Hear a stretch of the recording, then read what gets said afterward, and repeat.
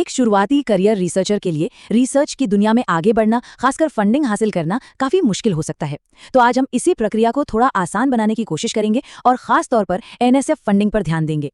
ये तस्वीर शायद बहुत से लोगों को अपनी कहानी जैसी लग रही होगी। एकेडमिक जीवन, जानते हैं, एक तरह का संघर्ष है, खासकर जब ग्रांट पाने के लिए कड़ा मुकाबला हो।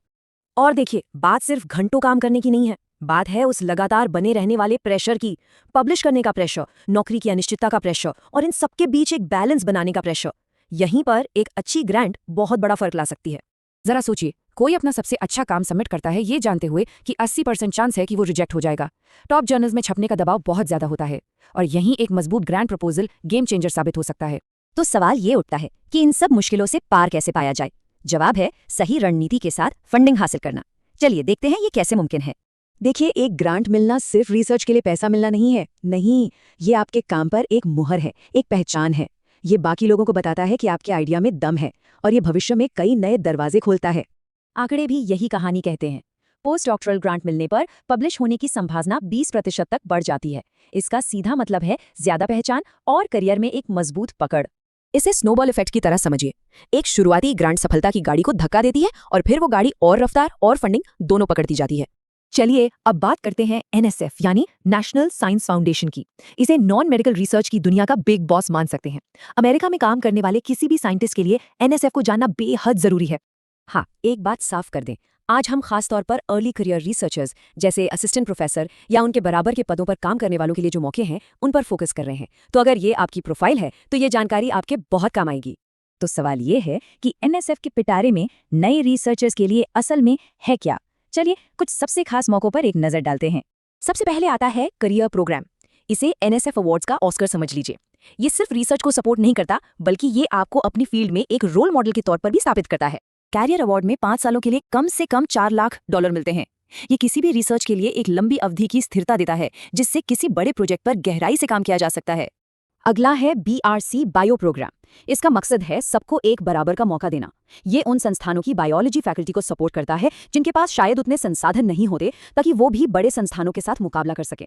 इसमें 36 महीनों के लिए $4.5 लाख तक मिल सकते हैं, साथ ही इक्विपमेंट के लिए $50,000 अलग से। और ये खास तौर पर माइनॉरिटी सर्विंग और अंडर ग्रेजुएट संस्थानों की प्री टेनर फैकल्टी के लिए बनाया गया है।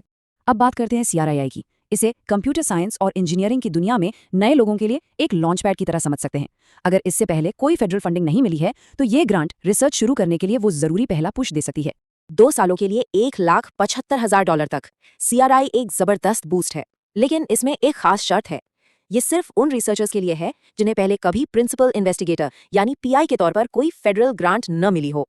एनएसएफ ये भी समझता है कि रिसर्च ही सब कुछ नहीं है, जिंदगी अपनी रफ्तार से चलती है। करियर लाइफ बैलेंस पहल सच में एक जीवन रेखा साबित हो सकती है। ये फैमिली लीव के दौरान सपोर्ट देती है ताकि किसी को अपने करियर और परिवार के बीच किसी एक को चुनना न पड़े। सोचिए, किसी के पास एक बड़ी एनएसएफ ग्रांट है और टीम का कोई जरूरी सदस्य पेरेंटल लीव पर जा रहा है।